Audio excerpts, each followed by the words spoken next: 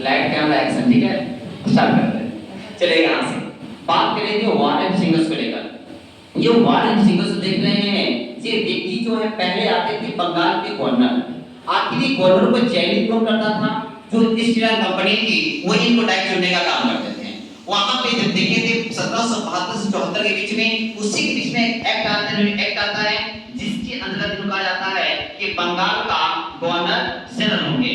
1774 से 1885 तक ये बंगाल का गवर्नर जनरल है।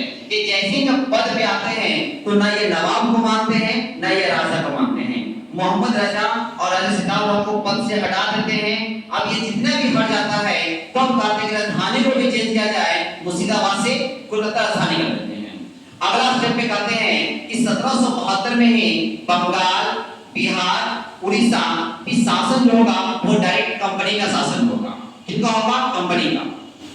अब यहाँ पे कहा जाता है कि इसी के बीच में एक बनारस की संधि होती है। बनारस की संधि जब होती है तो बनारस 1773 में इलाहाबाद की संधि के तहत में कहा गया था कि यहाँ पे इलाहाबाद और करा क्षेत्र जो है अवध से लेकर शाह आलमगीर को दिया जाता है। लेकिन इस संधि में कहा जाता है कि नहीं, अवध को हम पुनः इलाहाबाद और करा क्षेत्र को वापस कर रहे हैं, इसके एवज में आप हमको 50 लाख रुपया दीजिए। दूसरी बात, शाह आलमगीर को पेंशन भी बंद कर दिया है। पेंशन इसलिए बंद किया है कि इन्होंने कहा कि आपने मराठा का क्या किया था? मदद किया था। 1772 की कहानी को चलेंगे तो यहाँ पे दो सिस्टम आता है, एक फौजदारी, एक बोलेंगे दीवानी। बोलेंगे यहाँ पे फौजदारी की बात करेंगे, इसका जो निर्णय लेगा वो दरोगा लेगा। दीवानी की बात करेंगे, इसका लेगा वो न्यायाधीश होगा, और न्यायाधीश कहाँ का? कंपनी का होगा। लेकिन ये खास कर जो रखा गया है वो जाति और धर्म को लेकर रखा गया था, तो उसमें किया गया था। इसमें कहा गया कि अगर यहाँ पे फौजदारी का मामला है वल्ली यहाँ पे हिंदू का रहेगा, मुस्लिम का इसमें नहीं रहेगा, मुस्लिम लोग का यहाँ चला जाएगा। इस यहाँ पे बात के 1773 के एक्ट के तहत 1774 में आता है सर्वोच्च न्यायालय की स्थापना होता है। उस न्यायालय की स्थापना कोलकाता में होता है। इसमें एक मुख्य न्यायाधीश होते हैं सर लीजा एमपी, और यहाँ पे 3 सदस्य हाई चैम्बर ऑफ मिनिस्टर 3 सदस्य होते हैं। यहाँ पे शर्त ये होता है कि अगर ये मामला सिर्फ बंगाल का देखा जाएगा, लेकिन अगर दोनों पक्ष अगर चाहे कि मामला कोलकाता में जाना चाहिए तो यह मामला कोलकाता में जाएगा, अन्यथा कोलकाता मामला ये नहीं जाएगा। इसी बीच में कहते हैं यहाँ पे परिषद की स्थापना होता है और परिषद में 5 सदस्य थे। पहला बहुत यहाँ पे पहला वो व्यक्ति होगा जो गवर्नर जनरल होगा, उसमें गवर्नर जनरल जो थे वारेन सिंह साहब थे। लेकिन यहाँ पे 4 अर्ध सदस्य हैं, मालसन, बारवे, फ्रांसिस और कैलवेटिन। ये 4 अर्ध जो हैं इंग्लैंड से चुन के आते हैं। लेकिन इंग्लैंड से चुन के जरूर आते हैं, लेकिन इसका स्वागत करने का जो फर्ज था वारेन सिंह साहब का, लेकिन स्वागत अच्छी तरीके से नहीं करते हैं, जिसके कारण विवाद हो जाता है। और खासकर जो है फ्रांसिस को देख रहे हैं कि और इसके दोनों विवाद होता है। हेस्टिंग्स क्या करता है? फ्रांसिस को गोली मार देता है। अब यहाँ पे सब कुछ बढ़िया चल रहा था। इसी बीच में आपको बताया था कि यहाँ पे एक व्यक्ति था मीर जाफर की एक पत्नी थी, नाम है मुन्नी बेगम। मुन्नी बेगम को वारेन सिंह साहब ने यहाँ पे क्या किया था तो अपनी सेवा के लिए रखा था अपने कक्ष में। लेकिन जब नवाब राजा को नहीं मानने से इनकार कर दिया तो इसको सेवा मुक्त कर दिया गया और कहा कि यहाँ से तुम निकलो। इसकी जगह पे सेवक मोहम्मद राजा को चुना गया।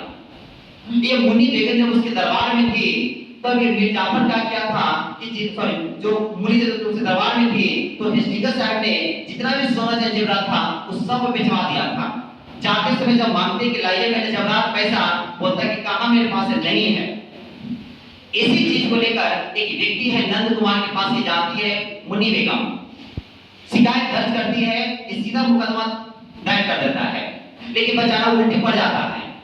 वहां पे वारेन सिंह साहब इसी पे खुद इसी पे धोखाधड़ी का मुकदमा दर्ज कर देते हैं और सजा भी किसका मिला है? मौत का।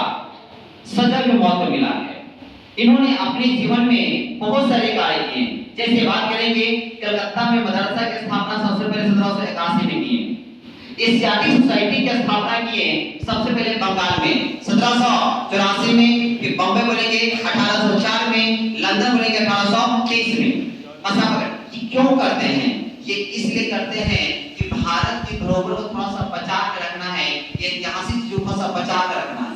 इसीलिए यहाँ पे प्रकृति जो हमें ध्यान जाता है, और यहाँ पे बंगाल, बम्बई और यहाँ पे लंदन में 3 जगह पे यहाँ पे इस सोसाइटी की स्थापना करने का काम करते हैं। इस तरह जो काम करते हैं धीरे धीरे। अब आगे हमने बोला था कि सिस्टम है इजारदारी सिस्टम। इजारदारी सिस्टम है कि आगे टैक्स कैसे वसूला जाए।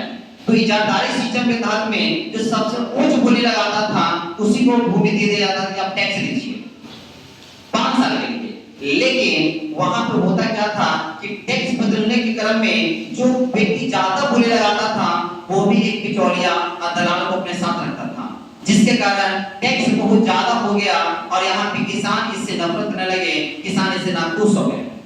धीरे धीरे इजारदारी सिस्टम का हमें बंद करना पड़ा था। इसे ये जो सिस्टम लाया था वारिस साहब के शासनकाल में आया था। इनका 2 बोले कि एक गवर्नर के पद पे है, एक गवर्नर सेनेट पद पे है। इसीलिए पढ़ते हैं ना कि बंगाल के अंतिम गवर्नर कौन? वाइसराय। बंगाल के प्रथम गवर्नर जनरल कौन? वाइसराय। यही व्यक्ति आते हैं ना और कंटिन्यू यहाँ पे रहते हैं। इस तरह से यहाँ पे वारिस साहब का जो शासनकाल है वो समाप्त होता है। इसके बाद हम पढ़ेंगे, नेक्स्ट पढ़ेंगे, ये टिप्पो करते हैं समाप्त। अभी